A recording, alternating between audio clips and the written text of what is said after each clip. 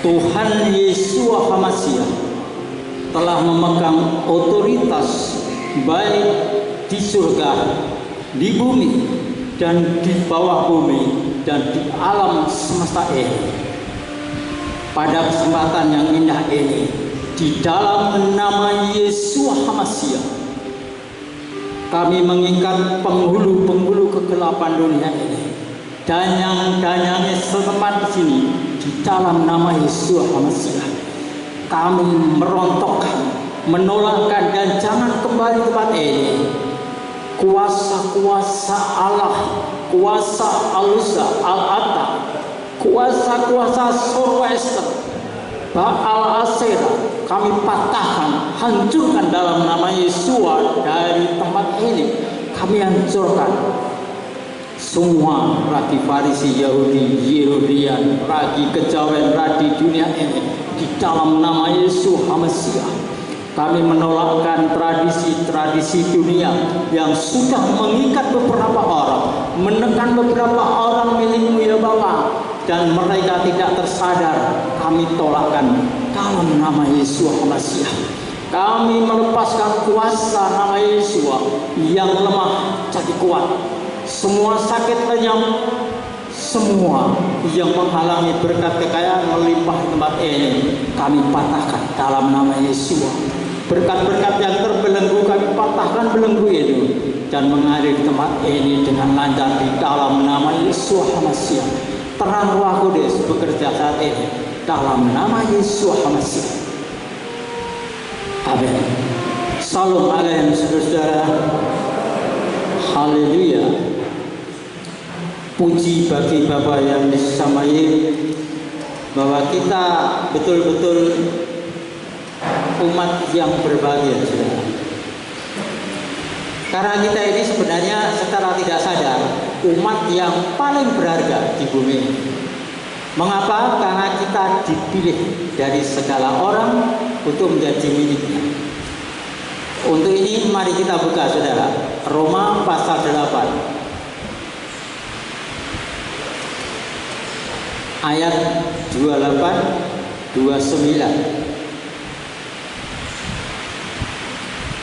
dan 30. Roma 8 ayat 28. Dan kita mengetahui bahwa segala sesuatu bekerja bersama-sama untuk kebaikan bagi mereka yang mengasihi Elohim, yaitu bagi mereka yang terpanggil sesuai dengan rencananya.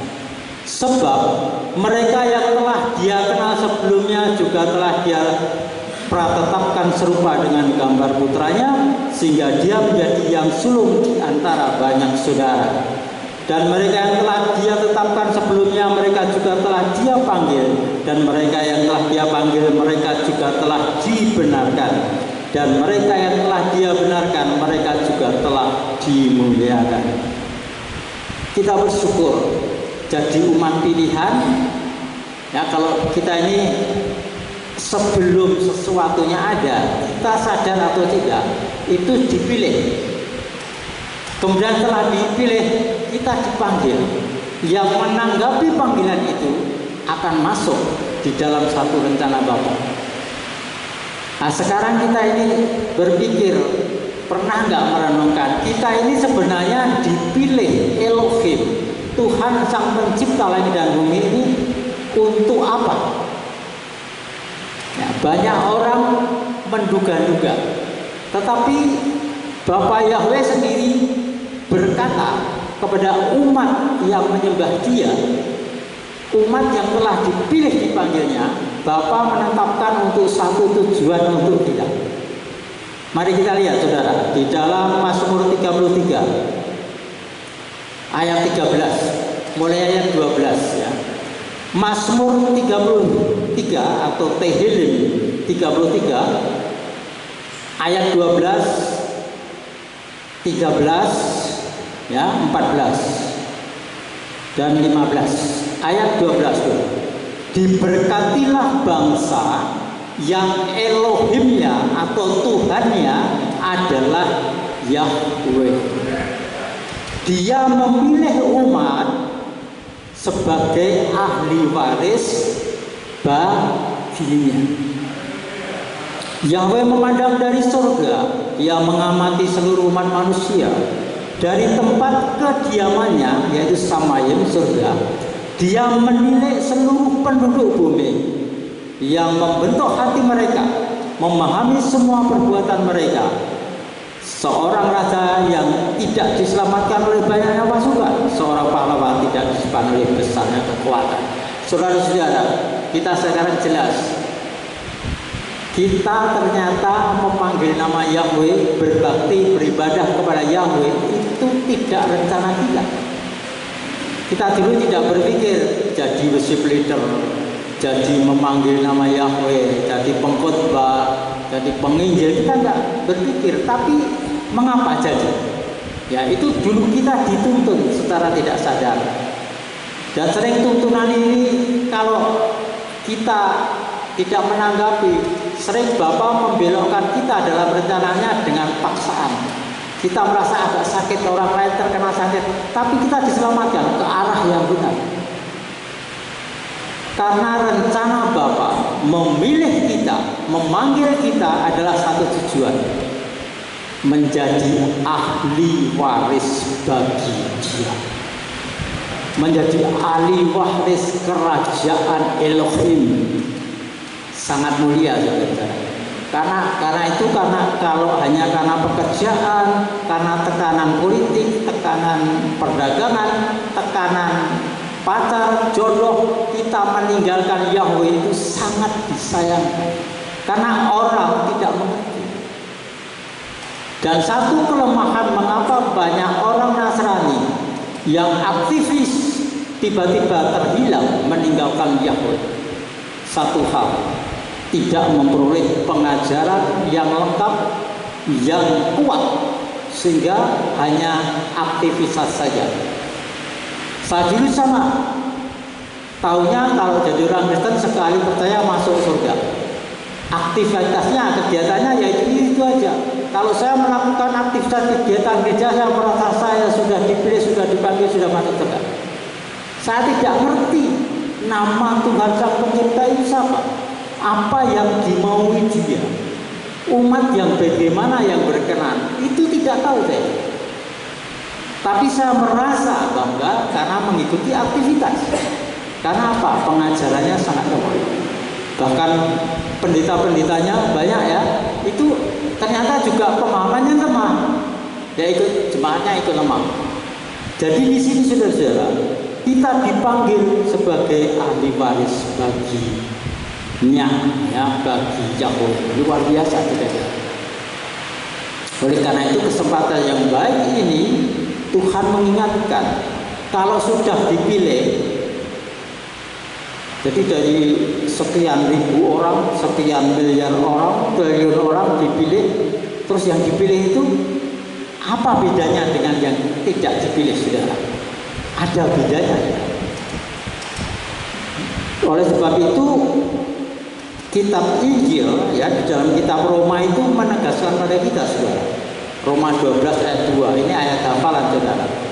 Jangan menjadi serupa dengan dunia ini, tapi berubah oleh pembaruan budimu oleh Roh Kudus dan oleh firman Elohim yang benar. Jadi kita harus berubah.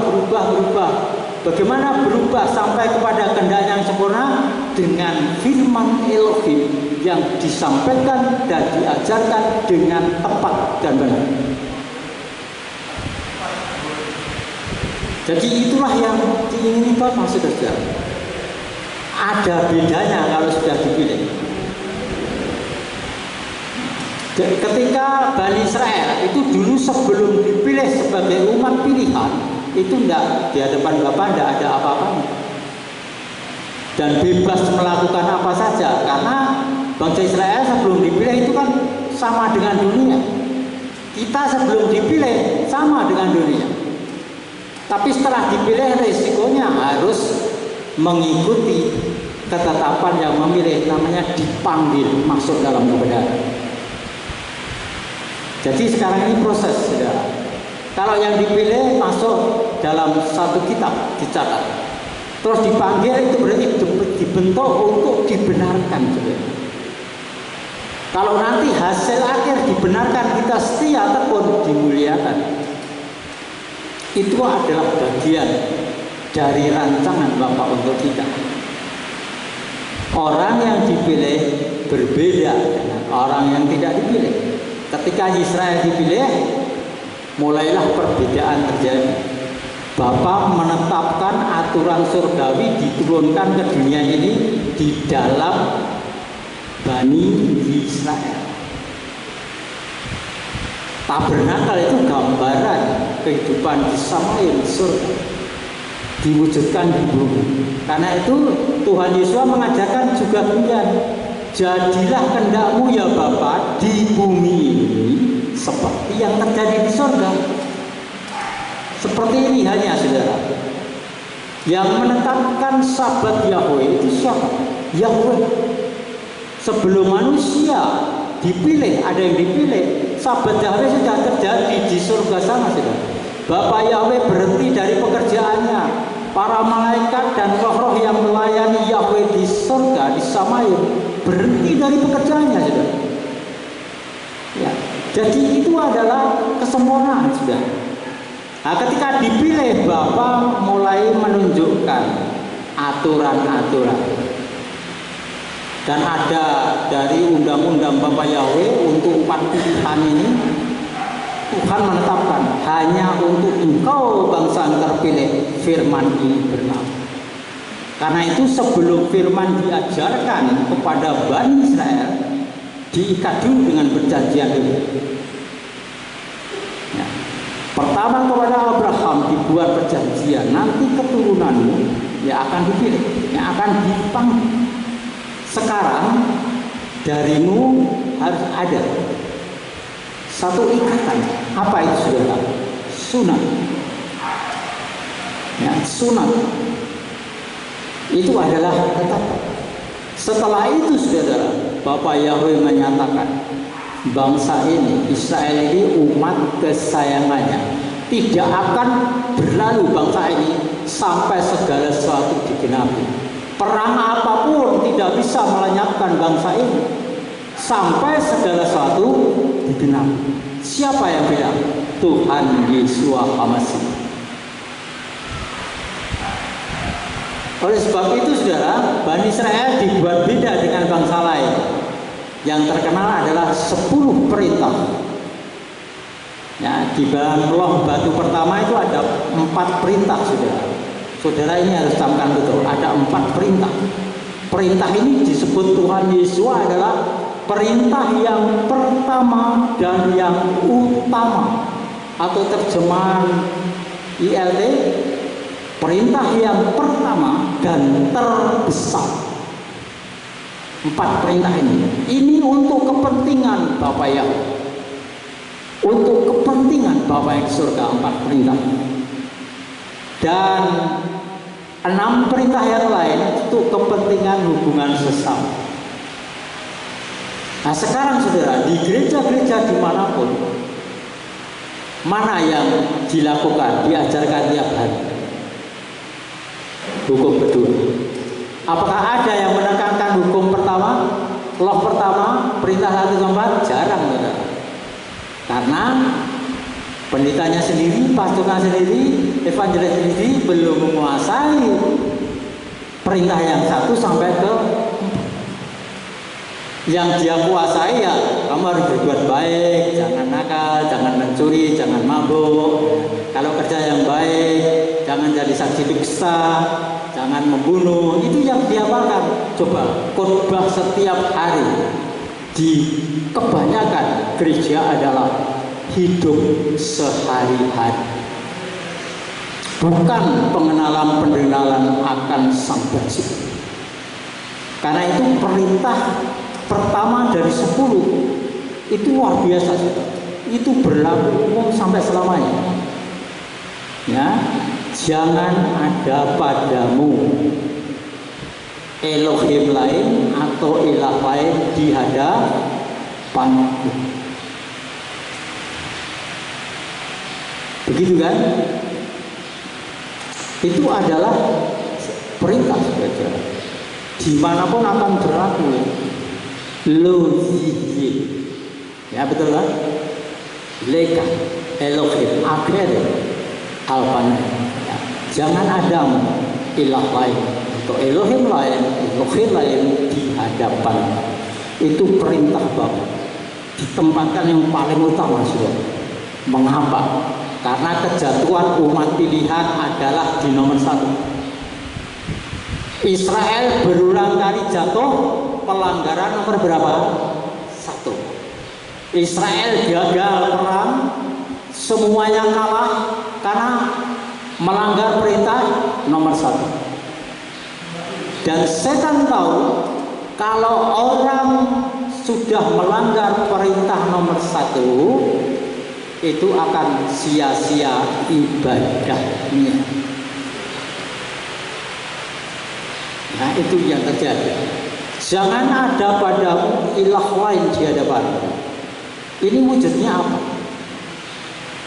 Bukan hanya satu nama saudara, tapi terwujud dalam tradisinya. Karena setiap ilah itu membentuk namanya tradisi. Nah, tradisi itu ya setan ya yang membentuk tradisi itu melalui siapa? Raja-raja dunia ini. Karena itu semua tradisi berawal dari kekaisaran atau kerajaan. Kalau kaisarnya menyembah matahari, rakyatnya menyembah matahari. Bukan hanya 1 tahun, tapi bergenerasi, bertahun-tahun, berabad-abad. Itu suatu tradisi. Nah, di tiap kerajaan ada satu tim ya penasehat spiritual paranormal. Inilah yang memberitahu, menasihati kepada para pemimpin kerajaan, raja-raja. Dan raja-raja menetapkan tradisi sampai Bani Israel berulang kali jatuh karena seperti ini. Apa kata Yesua ketika menghadapi orang Farisi? Kamu beribadah kepadaku dengan bibirmu, memuji-muji Tuhan, membesarkan nama Tuhan, menyampaikan firman Tuhan, tapi hatimu jauh daripadaku. Yang kau lakukan adalah perintah-perintah atau ajaran, dalam arti lain tradisi-tradisi leluhurmu yang tidak mengenal Yahweh. Jadi saat itu saudara, yang paling berkuasa sampai akhir zaman nanti, saudara lihat di dalam kitab Wahyu, itu tertulis saudara, nama Babel. Mengapa Babel sumbernya? Karena Babel itu kerajaan pertama kali di dunia ini, dipimpin oleh Nimrod keturunan Ham, keturunan Noah atau Noah. Karena ini kerajaan yang pertama, maka apa yang ditetapkan dalam yang pertama itu akan berlangsung diteruskan raja-raja kerajaan di dunia. Seperti merek sepeda motor di Indonesia, yang pertama kali paling tua itu nggak akan berlalu sudah. Merek apapun akan dipanggil dengan merek yang pertama. Itu orang-orang seperti itu sudah. Jadi kita melihat tradisi Babel itu sampai sekarang, dan itu yang membuat Israel jatuh berulang kali adalah penyembahan Baal, membuat sesajian, membuat acara-acara untuk merayakan tradisi, melakukan tradisi ini saudara. Karena itu dikatakan umat yang dipilih itu berbeda dengan dunia ini. Israel telah dikasih hukum-hukum, undang-undang, ketetapan dari Bapa Yahweh, itu harus melakukannya. Dan bangsa-bangsa lain tidak dipaksa oleh Bapa Yahweh melakukan. Yang melakukan 10 perintah itu Bani Israel dan semua umat pilihan, termasuk kita yang diselamatkan dalam Yesus. Dan banyak aturan luar biasa sudah. Itu supaya apa? Beda saudara. Kalau semua menyembah Baal seluruh dunia, umat pilihan harus memanggil nama Yahweh. Ya itu luar biasa. Oleh sebab itu saudara, ketika Tuhan memilih Israel, statusnya sekarang setelah dipilih di Mesir itu ya, mau dibebaskan melalui Mose ke Kanaan, statusnya Bani Israel itu adalah umat kesayangan Yahweh, umat pilihan Yahweh, putra-putra kesayangan Yahweh. Statusnya ya, tapi perilakunya mereka tidak mengenal Yahweh. Yang mereka kenal adalah pemimpinnya manusia, Mose. Mengapa? Karena mereka setelah dipilih belum diajar, saudara.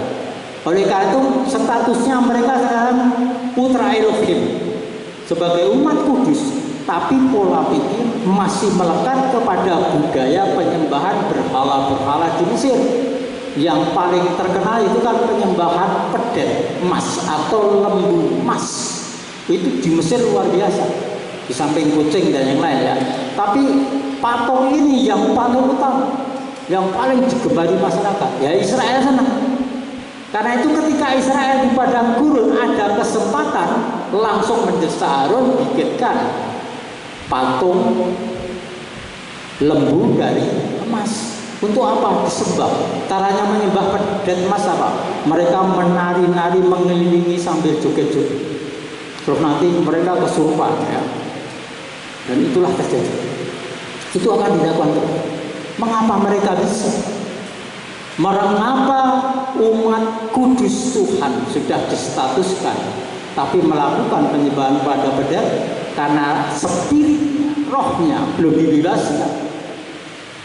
Nah, mereka diajar selama perjalanan itu pun, maksudnya Bapak Yahweh itu supaya mereka itu menghormati namanya, memanggil kalau butuh apa itu berseru padanya, tapi tidak, karena sudah terbiasa kehidupan dengan berhala-berhala. Dan umat pilihan ini saudara, yang dipilih terus dipanggil itu untuk melaksanakan kehendak Bapa, yang tidak mampu harus mati, dibunuh. Siapa yang membunuh? Perintah Bapak ya.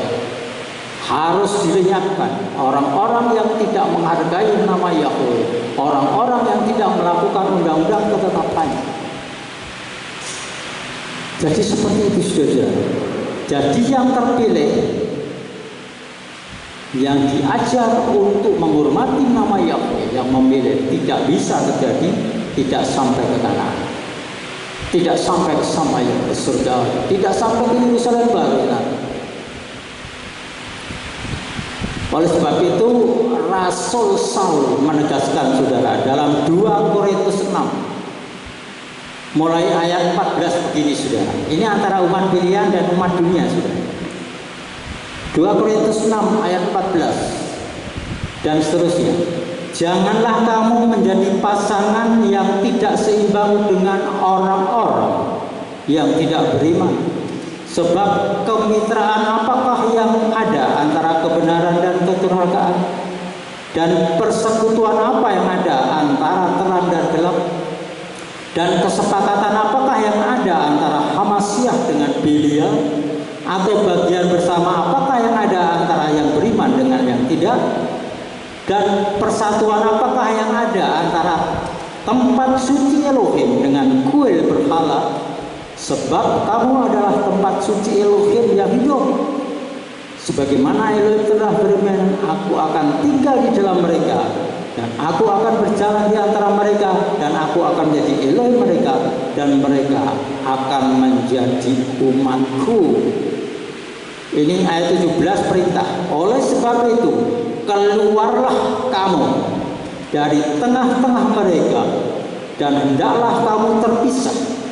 Yahweh berfirman, dan janganlah menjamah yang najis, maka aku akan menerima kamu.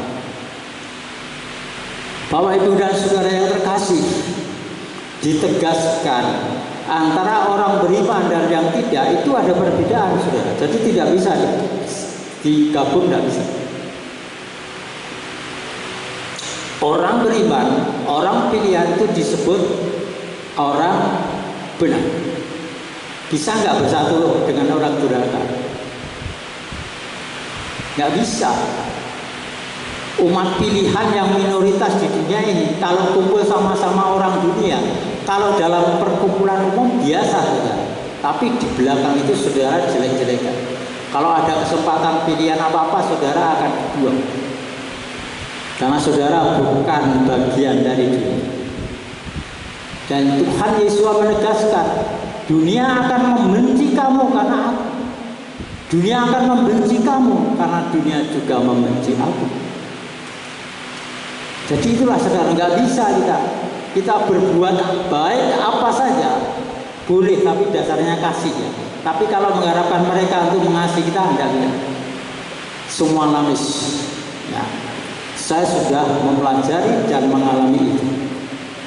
Kemudian umat pilihan itu disebut terang. Apakah bisa disatukan dengan gelap? Tidak bisa kan? Ini tidak berlaku hanya dalam perkawinan saudara, tapi juga untuk perkawinan yang bisa. Para remaja-remaja, pilihlah terang. Saudara terang, pilih yang terang pasangannya, jangan yang gelap. Kemudian dikatakan apa? Ada kesepakatan Hamasyah dengan Belial. Hamasyah, Belial. Belial itu apa? Dewa lalat ya, dewa yang menjijikan. Belial. Jadi ada ini roh jahat dengan roh kebenaran. Hamasyah dengan Belial, apakah bisa disatukan? Tidak bisa. Terus ayat 16, persatuan apa antara tempat suci Elohim dengan kuil berhala? Dikatakan tadi, kamu adalah tempat suci Elohim itu. Jadi kita ini bait suci Elohim saudara, yang hidup. Itu nggak bisa dicampur dengan kuil berhala. Nggak bisa saudara. Kuil berhala itu isinya adalah tradisi-tradisi dunia yang meluhurkan, melestarikan budaya leluhur yang tidak mengenal ya. Nah, ini yang luar biasa saudara. Jadi terus dikatakan lagi, bagaimana ya mereka bisa bersatu? Tidak bisa. Karena itu perintah tadi ayat 12, keluar kamu dari mereka baru selamat.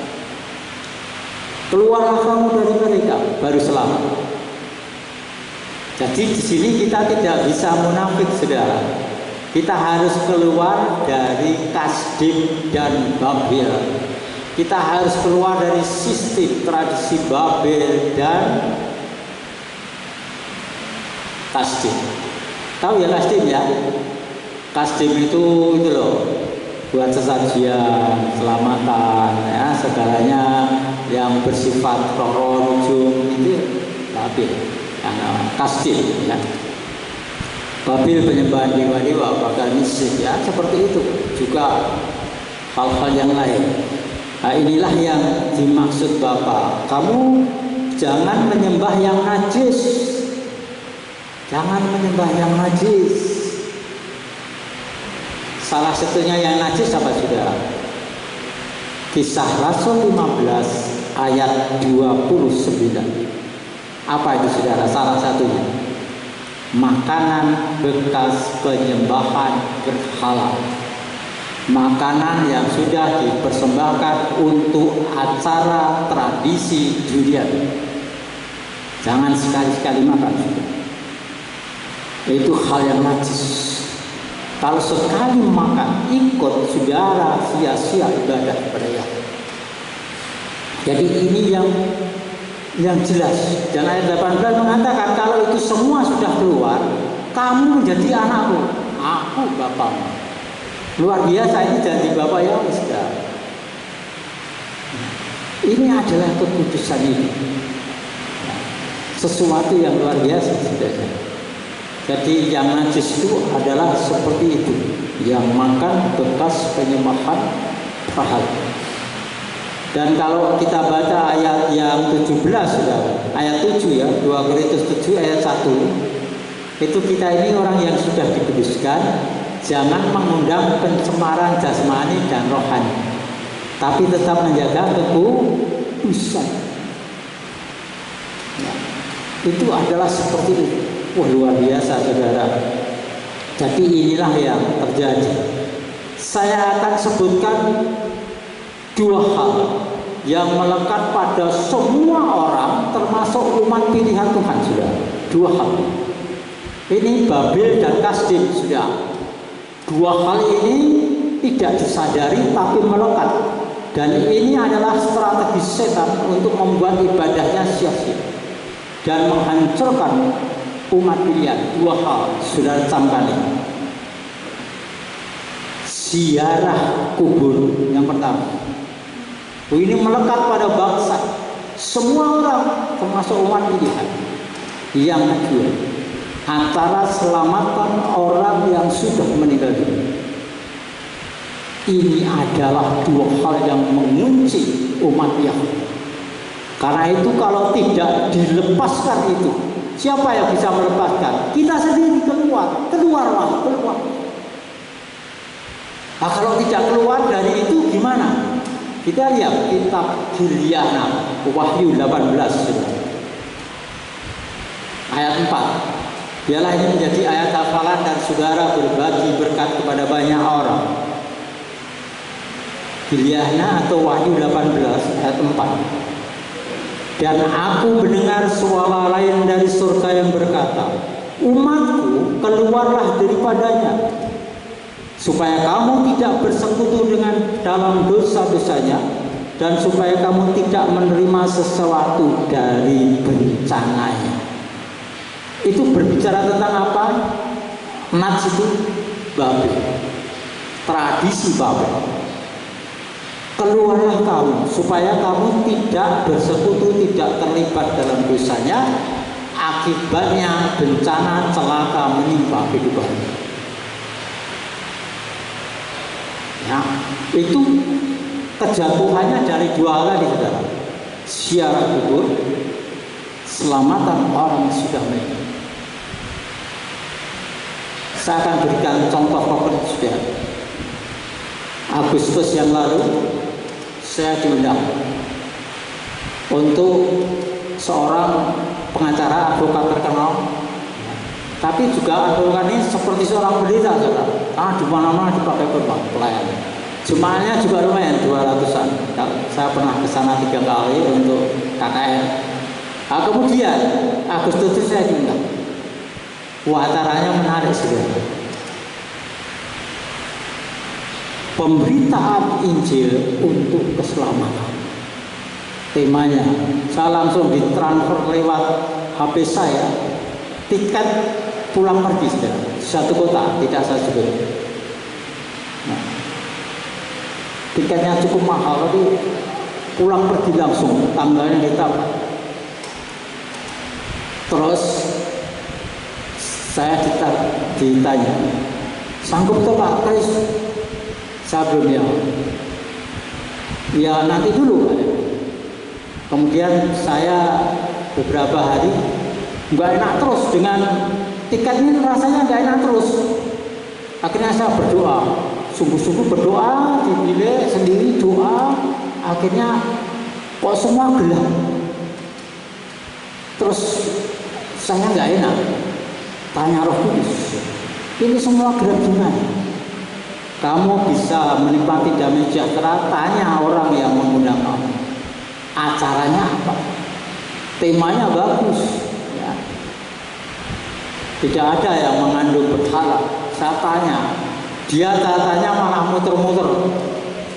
Ya, tapi saya tanya, mau jawab enggak?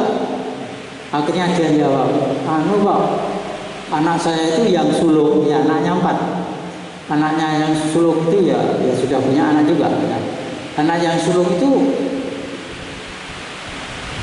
setelah ibunya meninggal beberapa tahun lalu itu nggak bisa lepas. Nah, gitu.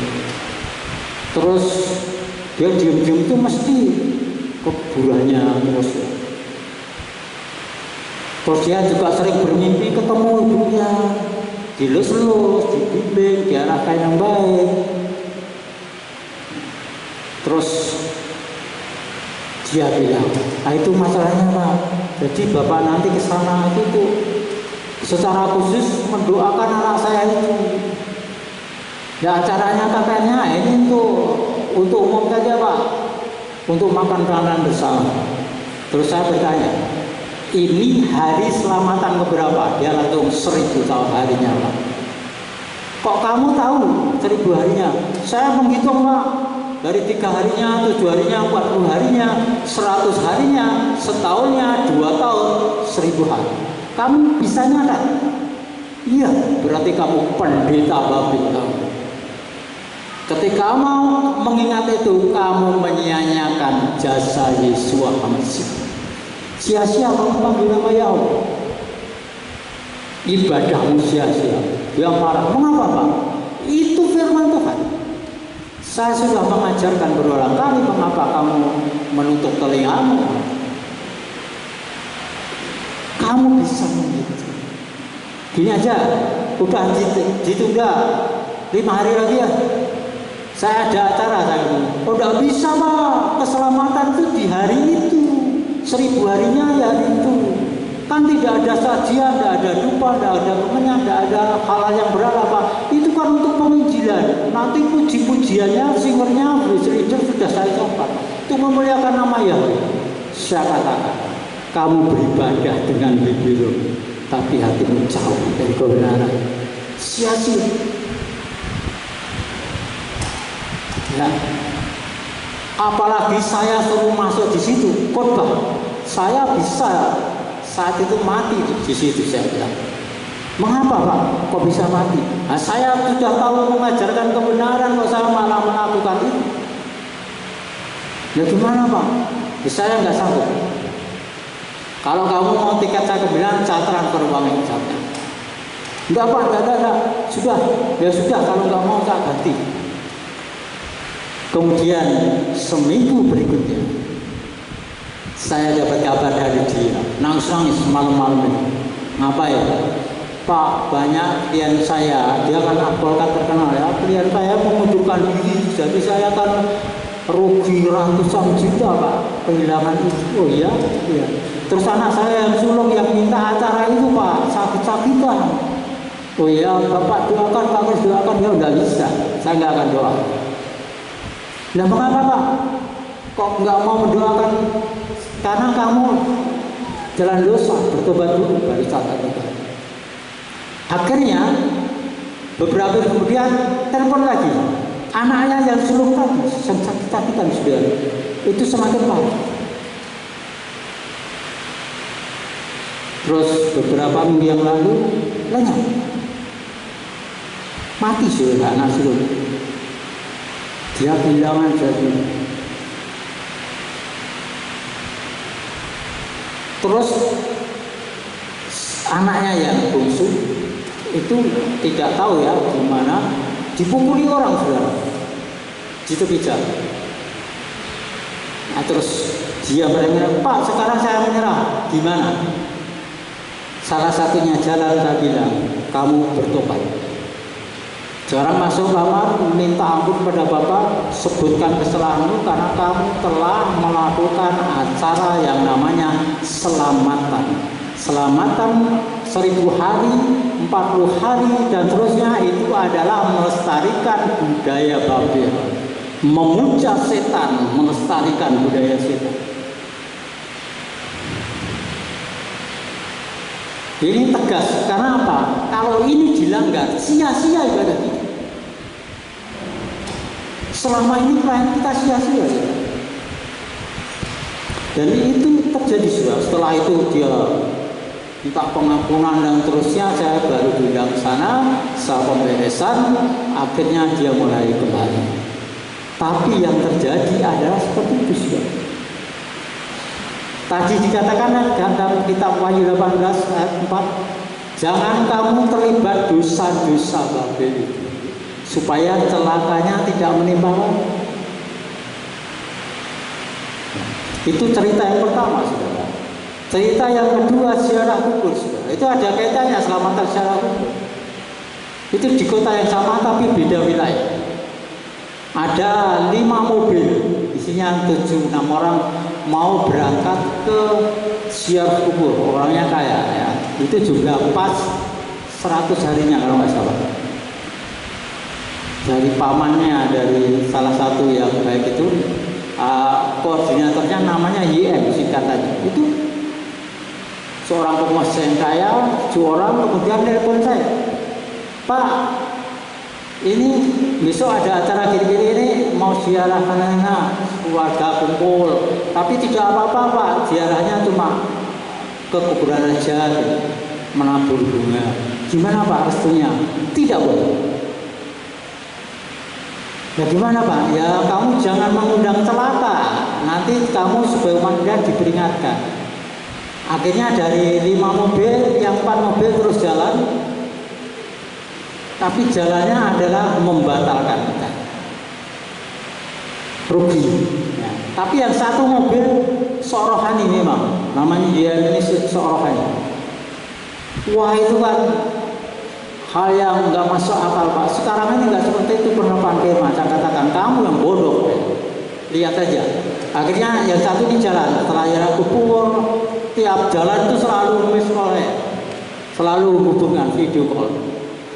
Terus ya ini Pak sudah acara, sekarang jalan pulang ke rumah, selamat toh Pak.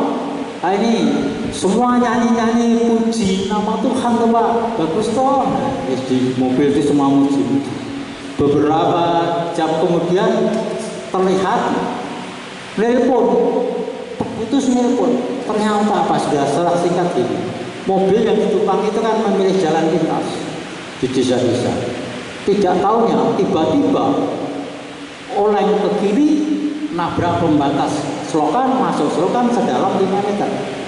Akhirnya mobilnya ringsek semua bagian depan, di foto itu, di videonya itu. Dan penumpangnya 7 orang termasuk ya itu harus masuk rumah sakit 3 bulan baru bisa keluar. Dan katanya, nah kamu selama itu terus gimana? Perkataan Pak Presiden, melanggar firman itu main-main dengan firman yang namanya hal ini berbahaya. Akhirnya mobil itu dimasukkan bengkel, katanya terus dijual murah. Itu kejadiannya, saya bilang itu peringatan pertama.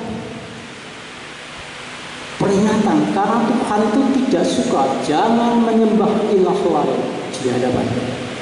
Ilah lain terbuat dan tradisi seperti itu. Nah kalau tadi keluarlah daripadanya, ada 2 yang dirugikan saudara. Kalau kita keluarkan, tinggalkan orang-orang yang menyembah Babel ini dengan tradisinya, mereka akan kecewa, sudah masak, sudah apa, mereka akan nangis-nangis dan membenci kita, memfitnah kita. Itu resikonya. Tapi baiknya adalah kita menyudahkan hati Bapa. Kita pelaku firman dan kita akan saatnya dimuliakan karena melakukan kebenaran, sesuatu yang indah. Jadi itulah saudara yang diingin Bapa seperti itu. Kalau soal saya kan sudah berulang kali saya ceritakan saudara. Saya dulu ketika belum mengenal kebenaran tentang selamatan ini, saya ketika terima BCA ya, kalau sekarang dus-dusan BCA isinya apa, itu langsung kami doakan makan itu pesan. Tapi setelah itu berulang kali saya catat juga.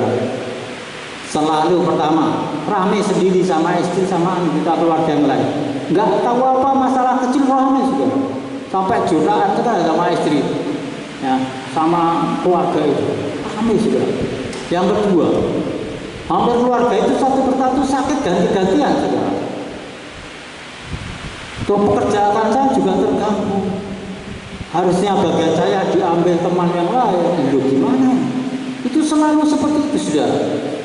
Akhirnya setelah berjalan beberapa tahun saudara, suatu saat saya doa syafaat, tiba-tiba Roh Kudus bahwa saya menceritakan saudara bahwa kamu melakukan yang jahat, najis, kamu telah menjamah yang najis, makan bekas penyembahan berhala, kamu sudah mengkhotbahkan, kamu makan sendiri. Itu peringatan yang ringan. Aku akan memberikan peringatan lain kalau tidak. Akhirnya saya berserah sudah. Sorenya datang BCA lagi sudah. Wah, ini betul-betul tak kumpulin juga.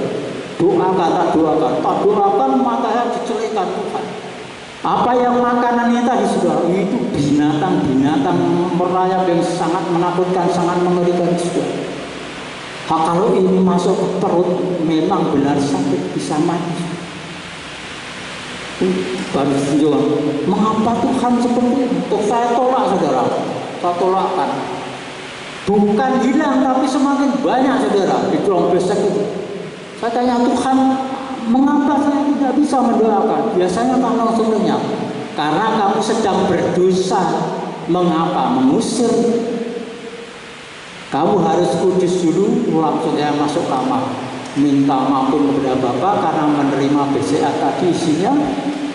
Setelah itu selesai bertobat, keluar itu sudah habis. BCA tadi isinya sudah dihabisin. Waduh, saya bilang gitu. Akhirnya ya sudah, kami doakan satu-satu.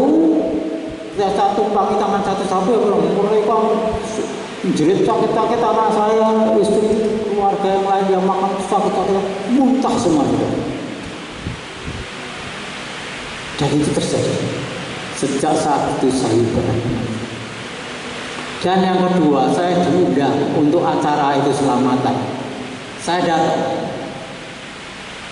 Kemudian pas makan, kemudian kan mau pulang kasih BCA. Ketika saya di situ, saya bersandar di tembok itu berdoa. Saya melihat luar biasa, setan dimuliakan di acara itu. Mereka orang Nasrani saudara, mereka majelis yang mengadakan, tidak menyebut nama setan, tidak menyebut nama-nama yang jelek, tidak ada dupa, tidak ada kemenyan, tidak ada saji, semuanya muji-muji Tuhan di acara itu. Acara selamat itu muji Tuhan. Karena setan menipu untuk acara-acara itu 3 hari sampai Sidoarjo acara. Jadi berhala dikristenkan, kayak Romawi dulu ya. Menyembah dewa matahari dianggap itu kelahiran Sang Mesias. Christmas Day kan dikristenkan ya, dari penyembahan pemujaan setan. Nah, itu sama seperti ini saudara.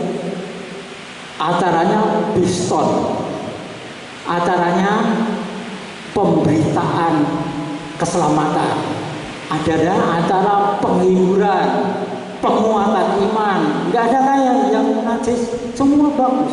Tapi ini loh, hatinya yang melekat pada hari-harinya itu yang ditentang Tuhan. Pas 3 harinya digeser nggak mau, berarti hatinya keselamatan sih. Mengapa 40 harinya agak besar sama 1000? 40 hari itu keluar dari arena situ rohnya. Baca dari YouTube saya tentang perspektif kitab suci dari itu acara selamatan itu jelas. Jadi ada kepercayaan arwahnya itu baru jalan 3 hari sampai di sini, 3 hari 7 hari itu masih di lingkungan rumah saudara ya. Itu contohnya seperti ini. Kalau 1000 hari itu melepas ke surga karena itu besar-besaran. Jadi ini adalah tradisi leluhur yang menyembah dewa Pak. Kalau kita mengikutinya, kita mengikuti orang Nasrani yang melakukan itu, berarti kita mendukung itu acara itu. Nah kalau menolak, menyakiti mereka, tidak apa, tapi kan tidak menyakiti bapaknya. Kalau kita datang mengundang celaka, tapi kita tidak datang mengundang kebahagiaan keselamatan. Sebab saya melihat seperti teman saya tadi, pendeta sih, majelis itu baru 2 yang tadi katakan, banyak saudara. Saya memang dibawa Tuhan untuk memberantas hal seperti itu. Jadi inilah saudara yang harus kita pahami. Biarlah kita mengambil keputusan sekarang, mau menyukakan Bapa, melakukan firman-Nya, atau kita terus bergirang-girang, terus melayani, memberitakan kitab suci, tapi kita melanggarnya. Pilih saudara. Memang sangat sulit untuk membebaskan dari itu. Kalau saudara mempunyai tanda-tanda ini, saudara akan melihat kekacauan dalam keluarga. Celakanya itu ya kalau saudara melaksanakan itu. Yang kedua, sakit-sakitan. Yang ketiga, mungkin salah satunya anaknya dipanggil. Mungkin anaknya menentang kita, melawan kita. Atau seperti yang tadi katakan tadi, anaknya suluk mati, anaknya yang bungsu dipukuli orang di jalanan, kehilangan kliennya yang nilainya ratusan juta itu baru peringatan-peringatan. Kalau dilanjutkan gimana? Maut kan? Jadi mari kita berani mengambil keputusan. Memang kita ketika keluar ada orang yang tersakiti. Seperti kita dipanggil untuk memanggil nama Yahweh, ada orang keluarga teman kita yang tersakiti karena kita manggil nama Yahweh. Tapi kita memuliakan Bapa yang sama dan berkat yang turun atas kita. Kalau kita mau melimpah di sini, umat yang diperbarui datang membantu. Stop yang namanya selamatan, stop yang namanya ziarah kubur, stop yang namanya tradisi-tradisi baru. Kalau tidak stop, maka banyak orang datang sebentar. Lebih baik keselamatan itu sekarang menanti. Saya sudah berdoa berulang kali karena saya merasa keluarga di sini, saya merasa mencintai di sini. Saya sama istri itu selalu berdoa tiap pagi untuk sini. Pengurusnya saya sebut satu persatu, termasuk Gosip Leadership, kami sebut. Supaya apa? Supaya di sini dikasih Bapa. Banyak yang datang, banyak yang diselamatkan banyak. Dan pelayanan di sini sungguh untuk memuliakan Bapa. Haleluya. Biarlah terjadi firman ini atas siaran. Sekarang kita akan tinggalkan Babel, tradisi Babel, kita akan masuk tradisi Yeshua HaMashiach. Amin, saudara. Berkat datang atas kita, bukan untuk amin. Haleluya. Ambillah keputusan. Pilih kepentingan firman Elohim dan Yahweh atau pilih kepentingan manusia, tapi kita masuk dalam dosa dan celakanya. Keputusan di tangan setiap orang yang mengerti firman Elohim. Haleluya. Mari kita berdoa. Demi nama Yeshua, firman-Mu sudah kami sampaikan Bapa.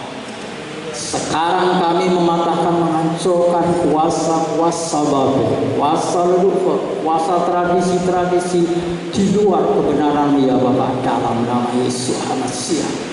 Kami melepas roh persatuan, roh damai sejahtera, roh pengenalan akan Engkau Bapa, roh takut akan Engkau, roh yang taat atas semua jemaat di sini dalam nama Yesus HaMashiach. Kami melepas berkat-Mu Bapa untuk semua bisa dan suka melakukan firman-Mu daripada tradisi dunia ini.